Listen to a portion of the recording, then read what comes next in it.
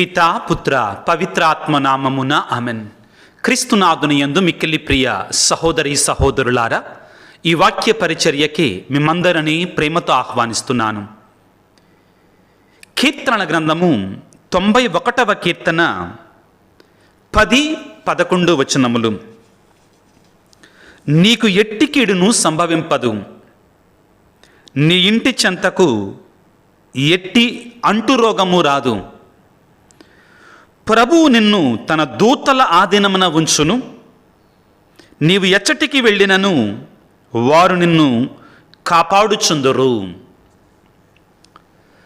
క్రీస్తునాథుని యందు మిక్కిలి ప్రియ సహోదరి సహోదరులారా, ఇశ్రాయేలు దేశంలో యుద్ధం ప్రారంభమైనప్పటి నుండి కూడా ఒక మాటని మనం ఎక్కువగా వార్తాపత్రికలలో చదువుతున్నాం, టీవీలలో వింటున్నాం, మళ్ళీ వింటున్నాం. ఏమిటి అది? Iron dome. ఐరన్ డోమ్ అనే పదాన్ని ఎక్కువగా మనం వింటున్నాం. ఏంటి ఐరన్ డోమ్ యొక్క గొప్పతనం అంటే, శత్రువులు వేసినటువంటి ఇశ్రాయేలు దేశంపైకి పంపించినటువంటి మిస్సైల్స్ని ఈ ఐరన్ డోమ్ ముందుగానే పసిగట్టి అవి ఇశ్రాయేలు దేశం మీద పడకుండా ఇది మధ్యలోనే వెళ్ళి నిర్వీర్యం చేస్తుంది. వాటి వల్ల ప్రమాదం జరగకుండా శత్రువులు పంపించిన మిస్సైల్స్ని ఆకాశంలోనే పేల్చివేసి వాటిని నిర్వీర్యం చేసేస్తుంది. ఈ ప్రత్యేకమైన ఆయుధం ఒక్క ఇశ్రాయేలు దేశానికి మాత్రమే సొంతం. ప్రపంచంలో ఇప్పటి వరకు కూడా మరి ఏ ఇతర దేశం దగ్గర కూడా లేవు అంటారు. చాలా గొప్ప ఆయుధం. దీని యొక్క ముఖ్యమైన పని శత్రు దేశాల మీద బాంబులు వేయటం కాదు, శత్రు దేశాల నుండి వస్తున్నట్టు బాంబులని, మిస్సైల్స్ని మధ్యలోనే పేల్చివేయటం గొప్పతనం అది. అయితే ప్రియులకు దేవుని బిడ్డలారా, దీని యొక్క శక్తి సుమారుగా 85 నుంచి 95%, ఒక 10 నుండి 15% వరకు మిసైల్స్ దానిని కూడా తప్పించుకొని పడే అవకాశం ఉంది. ఈ మధ్యకాలంలో ఇశ్రాయేలు దేశం హమాస్ మీద, హిజ్బుల్లా మీద, అదేవిధంగా చుట్టుప్రక్కల ఉన్న పాలస్తీనా, లెబనన్, ఇరాక్ దేశాల మీద యుద్ధం చేస్తుండగా ఒక సమయంలో ఈ హమాస్ వాళ్ళు కొన్ని వందల రాకెట్లని, కొన్ని వందల మిసైల్స్ని ఇశ్రాయేలు దేశం మీదకి పంపించినప్పుడు ఈ ఐరన్ డోమ్ కొన్నిటిని పసిగట్టలేకపోయింది, కొన్నిటిని మాత్రమే. అదేవిధంగా ఇరాన్ దేశం ఒకేసారి 2000కు పైగా మిసైల్స్ పంపించినప్పుడు కొన్ని ఇశ్రాయేలు దేశం మీద పడ్డాయి. ఏది ఏమైనా కానీ ఈ ఇశ్రాయేలు దేశం దగ్గర ఉన్నటువంటి ఈ ఐరన్ డోమ్ అనేటువంటిది చాలా శక్తివంతమైనటువంటిది. ప్రపంచంలో ఏ దేశము దగ్గర లేనటువంటి సాధన సంపత్తి ప్రియులారా. అయితే ముందుగా చెప్పినట్లుగా ఈ ఐరన్ డోమ్ 85 నుండి 95% వరకు మాత్రమే ఖచ్చితత్వంతో వచ్చే మిసైల్స్ని పేల్చివేయగలదు. సుమారుగా 10 నుండి 15% వరకు మిసైల్స్ దానిని కూడా తప్పించుకొని ఇశ్రాయేలు దేశానికి హాని చేసేటువంటి ప్రమాదం ఉంది. ఇంతకీ ఫాదర్ గారు దీని గురించి ఎందుకు మాట్లాడుతున్నారు అని మీరందరూ ఆశ్చర్యపడవచ్చు. ఎందుకు మాట్లాడుతున్నానంటే, శత్రువైనటువంటి సైతానుడు మన మీద ప్రయోగించేటువంటి అగ్నిబాణాలని, మిసైల్స్ని ఎదుర్కోవడానికి మనకి కూడా దేవుడు ఒక ఐరన్ డోమ్నిచ్చాడు. తన బిడ్డలమైన మనల్ని కాపాడటానికి శత్రువు యొక్క మిసైల్స్ని, ఆ శత్రువు యొక్క బాంబుల నుండి మనల్ని కాపాడటానికి మన ప్రియమైన దేవుడైనటువంటి ఆయన మనకి కూడా పిల్లారా ఒక బలమైన, దృఢమైన ఐరన్ డోమ్నిచ్చాడు. ఏ ఇతరులకు లేదు ఈ ఐరన్ డోమ్, ఒక్క మనకి క్రైస్తవులకి, కథోలికులకు మాత్రమే ఉన్నట్టు ఐరన్ డోమ్ ప్రియులారా. అదేమిటి అంటే, ఈనాడు వాక్యములు మనం చదువుకున్నాం. కీర్తన 91 11వ వచనములో ప్రభువు నిన్ను తన దూతల ఆధీనమున ఉంచును. నీవు ఎచ్చటికి వెళ్ళాను వారు నిన్ను కాపాడుచుందురు. మరొక చోట ప్రియులారా దేవుడు ఏమంటాడంటే, నా దూతలు నిన్ను చుట్టిముట్టి ఉందురు. దేవుని యొక్క దూతలట తన బిడ్డలమైన మనల్ని ఒక ఐరన్ డోమ్ లాగా, ఒక కంచెలాగా మన చుట్టూ ఉంచి మనల్ని కాపాడుతూ ఉంటారట ప్రియులారా. ఇది దేవుడు ప్రేమతో మన కొరకై తన బిడ్డలమైన మనకి ఎటువంటి హాని జరగకుండా కాపాడటానికి ఏర్పాటు చేసుకున్నటువంటిది. 91వ కీర్తనలో 1వ వచనంలో ప్రియులారా ఈ విధంగా దేవుని యొక్క వాక్యం సెలవిస్తుంది. మహోన్నతుని మరుగున వసించువాడు, సర్వోన్నతుని రెక్కల నీడలో నివసించువాడు ప్రభువుతో, నీవు నాకు ఆశ్రయమువు, నాకు దుర్గమవు, నేను నమ్మిన దేవుడవు నీవే అని చెప్పుకొనును. అటువంటి వారికి ఎవరైతే అయ్యా నీవే నా ఆశ్రయం, నీవే నా దుర్గము, నేను నమ్మిన దేవుడవు అని ఎవరైతే పలుకుతారో అట్టి వారిని అంటండి వేటకాని ఉరుల నుండి, ఘోర వ్యాధుల నుండి అతడు కాపాడతాడు.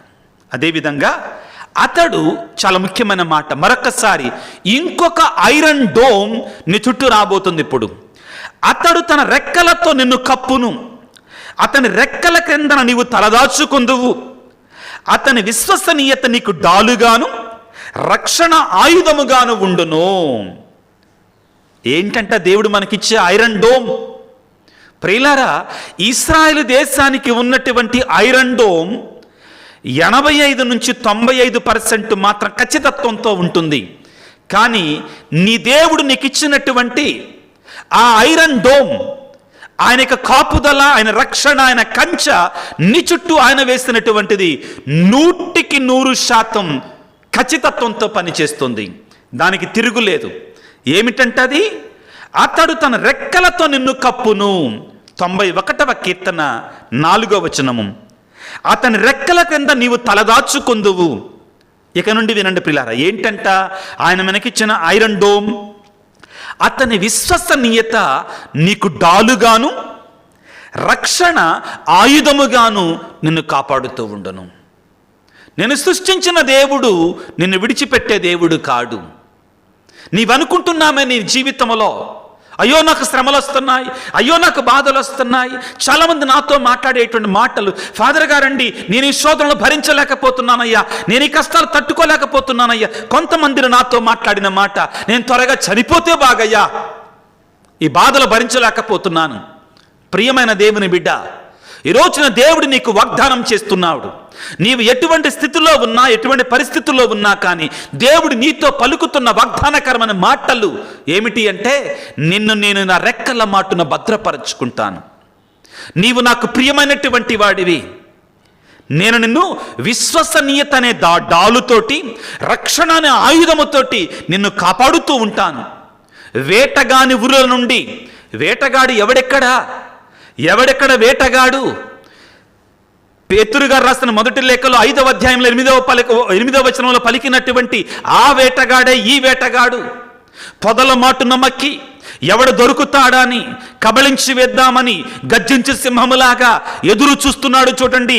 ఆ వేటగాడే ఈ వేటగాడు, సాతానుడు అనేటువంటి వేటగాడు. ప్రియులారా, అతని నుండి కాపాడటానికి దేవుడు అంటండి మనని ఘోర వ్యాధుల నుంచి తప్పించటానికి తన కవచాన్ని, తన యొక్క ఫెన్సింగ్ని మన చుట్టూ కూడా వేసి కాపాడుతూ ఉన్నాడట. ప్రియులకు దేవుని బిడ్డలారా, ఇంకా కొన్ని సందర్భాలలో మనలో కొంతమంది ఏమంటారంటే, నాకు శత్రువులు ఎక్కువైపోయారయ్యా, నన్ను వద్దు అనుకునేటువంటి వారు, నా మీద పగబట్టినటువంటి వారు ఎక్కువైపోయారయ్యా, నా ఎదుగుదలను చూచి ఓర్చుకోలేనటువంటి వారు ఎక్కువైపోయారయ్యా, నా యొక్క ఆ పురోగతిని చూచి నా మీద ఈర్ష్య ద్వేషాలు పెంచుకునేటువంటి వారు ఎక్కువ, నా బంధువులు, నా స్నేహితులు, నాకు దగ్గరగా ఉన్నటువంటి వారే నాకు శత్రువులుగా ఎక్కువైపోయారయ్యా అనుకుంటుంటారు. పిల్లారా, భయపడవలసినటువంటి అవసరం లేదు. నేను నీతివంతంగా బ్రతుకుతున్నప్పుడు, దేవుడు మనకి ఆశీర్వాదాలు ఇస్తున్నప్పుడు, అభివృద్ధిని ఇస్తున్నప్పుడు ప్రియులారా, మన అనుకున్నటువంటి వారే మనకు శత్రువులుగా మారతారు. మన వైపున శత్రువుల యొక్క ఆయుధాలు ఎక్కువగా చూస్తూ ఉంటాయి. అయినా కానీ మనం ఎట్టి పరిస్థితుల్లో కూడా కంగారు పడవలసిన అవసరం లేదు. దావీదు మహారాజు శ్రమలలో ఉన్నాడు, బాధలలో, కష్టాలలో ఉన్నాడు. చివరికి తన కుమారుడే ప్రియులారా అబ్షాలోము ఎదురు తిరిగాడు. దావీదు నుండి రాజ్యాన్ని లాగివేసుకున్నాడు. దావీదు ఒంటరివాడై పారిపోతున్నాడు. అటువంటి సమయంలో, శత్రువులు ఎక్కువైపోయిన సమయంలో దావీదు రాసుకున్న కీర్తన దేవుని మీద నమ్మకముతోటి, ఈ దావీదు రాస్తున్నటువంటి 3వ కీర్తన 6వ వచనములో దావీదు ధైర్యంగా ఈ విధంగా పలుకుతున్నాడు: 10,000 మంది శత్రువులు నన్ను చుట్టుముట్టినను నేను భయపడను. ఎందుకని? ఏంటి ఆయన ధైర్యం? 10,000 మంది వచ్చినా నేను భయపడను అంటున్నాడు. ఏంటంటే ఆయన ధైర్యం? కీర్తన 3వ వచనము: ప్రభువా, నీవు నాకు డాలు వంటి వాడవు, నాకు గౌరవమును చేకూర్చి పెట్టువాడవు, నేను తల ఎత్తుకొని తిరిగినట్లు చేయువాడవు నీవే. ఆయన దావీదురాజు అంటున్నాడు, నీవు నన్ను డాలులాగా కాపాడుతావు, నాకు గౌరవాన్ని చేకూరుస్తావు, నేను తల ఎత్తుకొని తిరుగులాగా చేసేవాడవు నీవే. 10,000 మంది నాకు శత్రువులున్నా కానీ నేను భయపడవలసినటువంటి అవసరం లేదు. ఎందుకని? నేను నమ్మిన దేవుడు నన్ను విడిచే దేవుడు కాడు. నేను నీతివంతంగా జీవిస్తున్నా కానీ, పవిత్రంగా బ్రతుకుతున్నా కానీ, ఇంకా నా మీద శత్రువులు పగబడుతున్నప్పుడు నేను ఎట్టి పరిస్థితుల్లో కూడా కృంగిపోను, నేను భయపడను. వీటన్నిటికంటే ముఖ్యంగా ప్రియులారా, దేవుడు తన యొక్క ఐరన్ డోమ్ని మనందరి చుట్టూ కూడా చాలా బలంగా ఉంచాడు, దృఢంగా ఉంచాడు అని చెప్పటానికి గొప్ప ఆధారం ఏమిటి అంటే, ఎఫెసీయులకు రాసినటువంటి లేఖలో 6వ అధ్యాయములో 10వ వచనం ఈ విధంగా సెలవిస్తుంది: ప్రభువుతో ఏకమై ఆయన మహాశక్తితో మీ బలమును అభివృద్ధి చేసుకొనుడు. జాగ్రత్తగా వినండి. ఎఫెసీ పత్రిక 6వ అధ్యాయం 11వ వచనములో, సైతాను టక్కరి జిత్తులను ఎదుర్కొనగలుగుటకై దేవుడు ప్రసాదించు సర్వాంగ కవచమును ధరించండి. ఏంటిదంటండి? మరొకసారి గుర్తుపెట్టుకోండి. సర్వాంగ కవచం దేవుడు ప్రసాదించే కవచం. ఇది మానవులు ఇచ్చేటిన కవచం కాదు. ఐరన్ డోమ్ ఫెయిల్ అయిద్దాం కానీ దేవుడు నీకు ఇచ్చిన కవచం, దేవుడు నీకు ఇచ్చిన డోము మాత్రం ఫెయిల్ కాదు. ఏ విధంగా? సైతాను టక్కరి జిత్తులను ఎదుర్కొనగలుగుటకై దేవుడు ప్రసాదించు సర్వాంగ కవచమును మీరు ధరించండి. అదే అధ్యాయం 13వ వచనములో, కనుక ఇప్పుడు దేవుని కవచమును మీరు ధరించండి. ఆ దుష్టదినము వచ్చినప్పుడు మీరు శత్రుబలమును ఎదుర్కొని తుది వరకు పోరాడి నిలబడగలరు. ప్రియులకు దేవుని బిడ్డలారా, చాలా స్పష్టముగా చాలా వాక్యాలలో దేవుడు వివిధ రూపాలలో మనకి తన కంచెను వేస్తాడు. ఐరన్ డోమ్ లాగా తన కృపను ఉంచుతాడు, తన దేవదూతలను ఉంచుతాడు, తన డాలును మనకి కాపలాగా ఉంచుతాడు అని చెప్తున్నాడు. ఇక్కడ కవచాన్నే మన చుట్టూ ఉంచుతానని మనకు అనుగ్రహించాడు అని పలుకుతున్నాడు. ఈ సమయంలో మీకు అందరికీ ఒక ప్రశ్న రావచ్చు, స్వామి నిజమే, దేవుడు మన కొరకై ఒక కవచాన్ని వేశాడు, మరి ఎందుకు ఫాదర్ నాకు ఈ శ్రమలు, ఎందుకు నాకు ఈ సవాళ్ళు, ఎందుకు నాకు ఈ కష్టాలు ఎందుకు వస్తున్నాయి అంటే, ప్రియులారా ఈ మాట వినండి జాగ్రత్తగా. ఇశ్రాయేలు దేశంలో ఐరన్ డోమ్ ఉంది. ఆ ఐరన్ డోమ్ని శత్రువుల నుండి అపాయం ఉంది అన్నప్పుడు ఆన్ చేసి ఉంచుతారు. ఏం చేస్తారు? ఆన్ చేసి ఉంచాలి. ఆఫ్ చేసి ఉంచాలి. స్విచ్ని ఆన్ చేస్తేనే లైట్ వెలుగుద్దండి, స్విచ్ని ఆన్ చేస్తేనే ఫ్యాన్ తిరుగుద్దండి. ఈ ఐరన్ డోమ్ను కూడా శత్రువుల నుంచి ప్రమాదం ఉంది అన్నప్పుడు ఆన్ చేసి ఉంచుతారు వాళ్ళు. ఆఫ్ చేసి ఉంచారనుకో, దాన్ని ఆఫ్ చేసి ఉంచారనుకో, శత్రువులు వేసినటువంటి ఆ మిసైల్స్ని, ఆ స్కట్స్ని, ఆ బాంబులను అది ఎదుర్కోలేదు. అలాగానే క్రైస్తవుడనేటువంటి వాడు దేవుడు మనకిచ్చినటువంటి ఈ కవచాన్ని ధరించి ఉంచాలి. సైన్యములో సైనికులు ముఖ్యంగా పాతకాలంలో వారికి కవచాన్ని ధరించేవారు. శరీరం చుట్టూ కూడా. దీనివలన మేలేంటంటే శత్రువులు ఏదైనా బాణం వేశారనుకో, ఇది ఇనుముతోటి లేకపోతే మెటల్ తోటి చేయబడింది కాబట్టి ఆ బాణం శరీరంలో గుచ్చుకోకుండా ఆ బాణం ఇక్కడే తలిగి అది పడిపోతుంది. సైనికుడికి ఎటువంటి ప్రమాదం ఉండదు. చిరస్త్రాణాన్ని తగిలిస్తారు, చాలా ముఖ్యం కాబట్టి. ఎవరన్నా కానీ ఏదైనా చేసినా కానీ అది చాలా మెటల్తో చాలా పకడ్బందీగా చేసింది కాబట్టి అది అక్కడే పడిపోతుంది. పిల్లారా, మనం కూడా ఆ సైనికుల వలె దాన్ని మనం ధరించి ఉండాలి. ఒకవేళ సైనికుడికి అన్నీ ఉన్నా కానీ అతను దాన్ని ధరించి లేడనుకో, ఏమైపోతాడు? చచ్చిపోతాడు. క్రైస్తవుడు అనేటువంటి వాడు నిరంతరము కూడా దేవుడు మనకిచ్చినటువంటి ఈ యొక్క కవచాన్ని ధరించాలి. దేవుడు మనకిచ్చినటువంటి దేవదూతలకి మనం లోబడి జీవించాలి.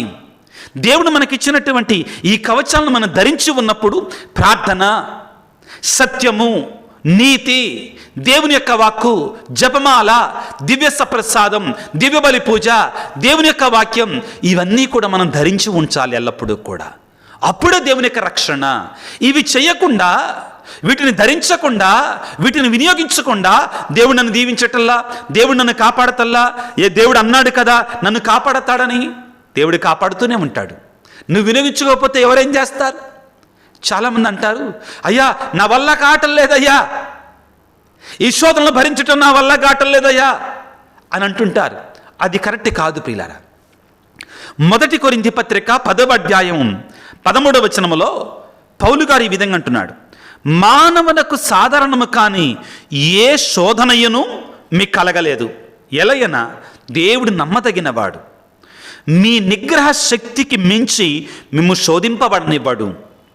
అంతేకాక మీరు శోధించబడినప్పుడు దానిని సహింపగల శక్తిని మీకు అనుగ్రహించి బయటపడే మార్గమును కూడా మీకు ఆయన చూపిస్తాడు. జాగ్రత్తగా వినండి. దేవుడట మన గ్రహణ శక్తికి మించి శోధించబడనివ్వడటండి. మన శక్తికి మించి ఆయన మనల్ని శోధింపబడనివ్వడటండి. అంతేకాదు, శోధించబడ్డప్పుడు దాని నుండి బయటపడటానికి కూడా ఆయన మన కొరకే ఒక మార్గాన్ని సిద్ధంగానే ఉంచాడట. మనం ఏం చేస్తాం? ప్రార్థన చేయం, మోకరించం, కన్నీటి ప్రార్థన ఉండదో, దేవునికి మొరపెట్టం. చిన్న జబ్బు రాగానే ఆయన మరిచిపోతాం, పరిగెడతాం ఎక్కడికి? అంతర్గాడి దగ్గరికి, తంత్రగాడి దగ్గరికి. చిన్న సమస్య రాగానే ఆయన సన్నిధిలో మోకరించం. అయ్యా నువ్వేమనుకుంటున్నావు, నువ్వు నాకు తెలియజేయి తండ్రి, నీ ఉద్దేశం ఏంటి, నీ తలంపు ఏంటి అనని ఆ సమస్యకి ఆయన అడగం. ఇరుగు పొరుగు వారి దగ్గరికి వెళ్తాం. వాళ్ళు ఎప్పుడు కూడా మేలుకరమైనటువంటి ఇస్తావు పొరుగువాడు ఎట్టి పరిస్థితుల్లో నమ్మకండి. అవును ప్రియులారా, ఆయన సన్నిధికి వెళ్ళి మనం ఆయన మీద ఆధారపడం. ఈ రోజున ప్రభు నిన్ను ఆహ్వానిస్తున్నాడు. ప్రియమైన బిడ్డ, నా మాటలు నిరర్థకము కానిరవు, నా మాటలు నెరవేరకుండా ఉండవు. భూమి ఆకాశములు గతించిన నా మాటలలో ఒక పొల్లైనా నెరవేర్చబడకుండా ఉండదు. నీవు చేయవలసిందల్లా ఏమిటి అంటే, నమ్మక పాత్రంగా విశ్వాసముతో దేవుడు నీకు అనుగ్రహించినటువంటి, ఉచితంగా ప్రసాదించినటువంటి ఈ కవచాన్ని ధరించు, ఈ డాలును ధరించు, ఈ ఫెన్సింగ్ని నీతో ఉంచుకో. నీ చుట్టూ ఆయన ఉంచినట్టు ఆ దేవదూతలని నీవు వేడుకో, వారి ద్వారా దేవుని ప్రార్థన చేసుకో. దేవుడు తప్పనిసరిగా నేను దీవిస్తాడు. శత్రువులు ఎంత బలవంతులైనా కానీ, ప్రియులారా గుర్తుపెట్టుకోండి, సైతానుడు ఎంత బలవంతుడైనా కానీ నిన్ను ఓడిస్తాడేమో, కానీ నీతో దేవుని ఉంటే దేవుని ముందు సాతాను యొక్క శక్తులు ఎయ్యి కూడా పనిచేయవు. ఆ దేవుని యొక్క శక్తి, ఆ దేవుని యొక్క కవచం నీతో ఉంచుకోవడానికి, సాతానుపై పోరాటంలో ఘన విజయాన్ని సాధించటానికి, దేవునికి మహిమకరంగా ఉండటానికి ప్రయత్నం చేయి. ప్రియులారా, ఐరన్ డోమ్ ఒకవేళ 10% 15% ఫెయిల్ అవుద్దేమో కానీ దేవుడు నీకు ఇచ్చినటువంటి ఐరన్ డోమ్ అనేటువంటిది 100% ఫలవంతంగా ఉంటుంది, నిన్ను కాపాడుతుంది. తలలు వంచి ప్రార్థన చేసుకుందాం. సర్వశక్తిమంతుడా, సర్వోన్నతుడా, ప్రేమమయుడా, ఈనాడు మీరు మాకు ఎంతో ఘనమైన వాక్యాన్ని ప్రసాదించారు. మీకు స్తోత్రాలు, వందనాలు తండ్రి. నీ వాక్యములు మీరు మాకు సెలవిస్తున్నారు. నా దూతలను మీకు కంచెలా కాపలా వేస్తానని పలికారు. నా కృప నిన్ను చుట్టిముట్టి ఉండును అని పలుకుతున్నారు. నా ఆశీర్వాదం నా రెక్కల వల్ల నిన్ను కాపాడుతుంది అని పలికావు. నీకు స్తోత్రాలు తండ్రి, నీకు వందనాలు. దావీదు మహారాజు ఎంతో ధైర్యంగా 10,000 మంది నాకు ఎదురుగా వచ్చినా నేను అధైర్యపడను. ఎందుకనగా దేవా, నీవు నాకు తోడుగా ఉన్నావు, నీ రక్షణ నాకు తోడుగా ఉంది అని పలుకుతున్నాడు. ప్రభువా, నీ భక్తుడైనటువంటి పౌలు మహర్షి పలికిన మాటలు, దేవుడు ప్రసాదించిన సర్వాంగ కవచాన్ని మీరు ఎల్లప్పుడూ ధరించండి అని పలికాడు. దేవా, నీవు మాకు ప్రసాదించినటువంటి రక్షణ కవచాన్ని, నీ కృప అనేటువంటి రెక్కలని, నీ డాలుని మేము ఎల్లవేళలా మాతో ఉంచుకోవడానికి మాకు కనువిప్పును మనోజ్ఞానాన్ని దయచేయండి. ప్రేమగల తండ్రి, మేమందరము కూడా నీకు నమ్మదగిన బిడ్డలుగా, నీ సంరక్షణ రక్షణను స్వీకరించే బిడ్డలుగా మమ్మల్ని దీవించండి. ఈనాడు ఈ వాక్య పరిచర్యలో పాల్గొంటున్నటువంటి నీ బిడ్డలందరినీ ప్రభువా నీ ఘనమైనటువంటి నామములో దీవించమని వేడుకొనుచున్నాము. అడుగుడి మీకు వసకబడును, అడిగిన ప్రతివానికి ప్రసాదిస్తానని పలికిన దేవా, నీ మాటలను ఎత్తి నిన్ను అడుగుతున్నాము నాయన. ఈనాడు ప్రభువా నీ బిడ్డలు ఎవరైతే ఈ ప్రార్థనలో, ఈ వాక్య పరిచర్యలో ఏకీభవించి ప్రార్థిస్తున్నారు, ఆ బిడ్డలందరి కొరకే ప్రార్థిస్తున్నాను తండ్రి. నీ ప్రేమ, నీ కరుణ, నీ కటాక్షాన్ని, నీ కృపను ప్రభు వారిపై వర్షధారగా కుమ్మరింప చేయండి తండ్రి. వారు ఎటువంటి ఉద్దేశాలతో, తలంపులతో తండ్రి ఇదిగో నీ సన్నిధికి వచ్చి మొరపెట్టి ప్రార్థన చేస్తున్నారో వారి ప్రార్థనను ఆలకించండి తండ్రి. ముఖ్యంగా ఈ రోజున ప్రభువా అనారోగ్యముతో బాధపడుతున్న బిడ్డల కొరకై ప్రార్థిస్తున్నాను తండ్రి. ఈనాడు ప్రభు ఒక బిడ్డ ప్రత్యేకంగా తన ఉద్దేశం కొరకే ప్రార్థన చేయమని అడిగింది. ఒక ముఖ్యమైన ఉద్దేశం తండ్రి, ముఖ్యంగా మరి ఆ బిడ్డ యొక్క తలంపును దీవించమని, ఆశీర్వదించమని వేడుకొనిచున్నాను. ఆ బిడ్డ యొక్క తలంపును ఆశీర్వదించండి, దీవించండి. అదేవిధంగా ఈ వీడియో క్రింద ఎవరైతే మెసేజ్లు ఉంచుతున్నారో ఆ ఉద్దేశాలను ప్రభువా మీ సన్నిధిలో ఉంచుతున్నాను. ప్రభువా, వారు నాతో వ్యక్తిగతంగా మాట్లాడకపోవచ్చు, కానీ నీవు కల్పించినటువంటి ఈ ఆత్మీయమైన ప్లాట్ఫామ్లో, ఈ ఆత్మీయమైనటువంటి ఈ యొక్క యూట్యూబ్ ద్వారా ప్రభు ఆ బిడ్డలు వారికి విన్నపాలని నీ గురువు ద్వారా నీకు అందిస్తూ ఉండగా ప్రభు కాదనక, లేదనక, పోద్రోయక నీ బిడ్డలపై కనికరమతో, కృపతో ప్రభువా వారిని దీవించమని, ఆశీర్వదించమని, వారి తలంపులను ప్రభువా మీరు నెరవేర్చమని మా ప్రభు అయిన యేసయ్య పరిశుద్ధ నామమున అడిగి వేడుకొనుచున్నాము తండ్రి. ఆమెన్. ప్రభువు మీతో ఉందరుగాక, మీ ఆత్మతో ఉందరుగాక. సర్వశక్తిగల సర్వేశ్వరుడు పిత, పుత్ర, పవిత్రాత్మ మిమ్ము, మీ కుటుంబాలను, మీ బిడ్డలను చల్లగా దీవించి ఆశీర్వదించి కాపాడుదురుగాక. God bless you. దేవుడు మిమ్ము దీవించుగాక. ఆమెన్.